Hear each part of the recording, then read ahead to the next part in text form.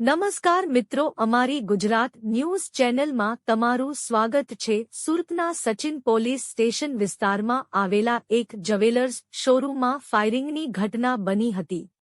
સચિન વિસ્તારમાં હથિયારો સાથે 4 થી 5 આરોપીઓ લૂંટના ઈરાદે શોરૂમમાં ઘૂસી આવ્યા હતા। જો કે લૂંટનો પ્રતિકાર કરતા શોરૂમના માલિકને ગોળી વાગી હતી। જ્વેલર્સ શોરૂમમાં લૂંટના ઈરાદે ઘૂસેલા લૂંટારુઓએ 3 રાઉન્ડ ફાયરિંગ કરી લૂંટનો પ્રયાસ કર્યો હતો। મળતી માહિતી અનુસાર લૂંટારુઓ શ્રીનાથજી જ્વેલર્સ શોરૂમમાં લૂંટના ઈરાદે પ્રવેશ્યા હતા। શોરૂમમાં હાજર અશ્વિનભાઈ રાજપરા નામના વ્યક્તિએ આ લૂંટનો પ્રતિકાર કરવાનો પ્રયાસ કર્યો હતો।